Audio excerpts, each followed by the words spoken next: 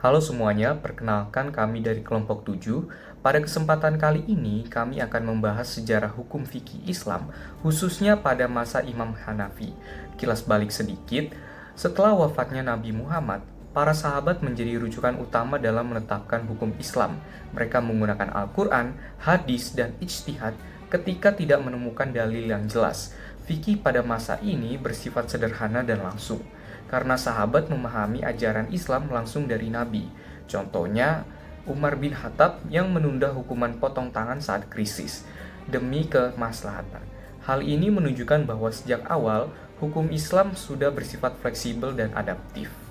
Masa tabi'in atau perkembangan awal adalah periode setelah sahabat Nabi, ketika para tabi'in atau orang yang bertemu dengan sahabat tetapi tidak bertemu dengan Nabi mulai mengembangkan pemikiran hukum Islam.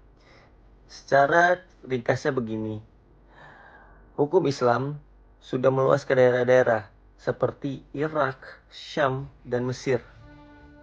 Lalu yang kedua, terdapat perbedaan yang dimana di Madinah itu menggunakan hadis, sedangkan di Syam itu menggunakan akal karena adanya keterbatasan di wilayah tersebut. Masa Tabi'in adalah periode krusial transisi ilmu fikih dari sahabat ke kodifikasi mazhab. Generasi ini memperluas ijtihad akibat perluasan wilayah Islam, memunculkan aliran Kufah dan Madinah. Ulama Tabi'in merumuskan dasar hukum yang mendahului mazhab 4. Selanjutnya ada karakteristik dan perkembangan masa Tabi'in. Yang pertama adalah penyebaran pusat ilmu. Tabi'in belajar dari sahabat yang berpencar, membuat fikih berkembang pesat di pusat-pusat yang peradaban seperti Madinah, Kufah, dan juga Mesir. Yang kedua adalah munculnya dua pola pemikiran. Yang pertama adalah Madinah, yang dimana berpegang teguh pada hadis dan fatwa sahabat. Yang kedua adalah Kufah, lebih banyak menggunakan rasionalitas karena sedikitnya hadis di wilayah tersebut yang dipelopori oleh Ibrahim Al-Nakha. Oke, untuk bagian keempat berfokus kepada masa Imam Mujtahid, fokus kepada Imam Abu Hanifah. Imam Abu Hanifah sendiri atau Nu'man bin Sabit adalah salah satu imam mujtahid terbesar dalam Islam. Ia hidup di Kufah, sebuah kota yang dikenal sebagai pusat pemikiran rasional atau Ahlur Ra'yi, yaitu kelompok yang mengedepankan logika dalam memahami hukum. Dalam pemikirannya, Imam Abu Hanifah dikenal kritis terhadap hadits, terutama dalam menilai keabsahan dan penggunaan dalam hukum.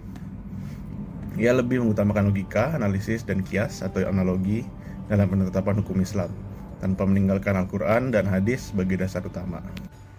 Saya akan menjelaskan metode ijtihad Imam Hanafi dalam dinamika jurisprudensi Islam. Imam Hanafi menggunakan beberapa sumber hukum utama, yaitu Al-Quran, hadis yang diseleksi secara ketat, ijma, qiyas, dan juga istihsan sebagai ciri khas pemikirannya. Yang menarik, beliau berani meninggalkan qiyas apabila hasilnya kurang membawa kemaslahatan, lalu memilih istihsan, yaitu pertimbangan hukum yang lebih adil dan sesuai kebutuhan masyarakat. Pendekatan ini sangat penting karena mampu menjawab persoalan baru dalam masyarakat yang semakin kompleks. Dari sini kita juga bisa melihat bahwa fikih itu nggak bersifat kaku, tapi dinamis dan juga dapat berkembang mengikuti perubahan zaman tanpa meninggalkan prinsip dasar syariat. Pada kesempatan ini, saya akan membahas mengenai kontribusi dan perkembangan mazhab Hanafi. Mazhab Hanafi merupakan salah satu mazhab dalam Islam yang memiliki perkembangan yang sangat luas. Mazhab ini tersebar di berbagai wilayah seperti Iran, Turki, Asia Tengah, hingga India. Luasnya penyebaran ini menunjukkan bahwa mazhab Hanafi mampu beradaptasi dengan berbagai kondisi sosial dan budaya masyarakat.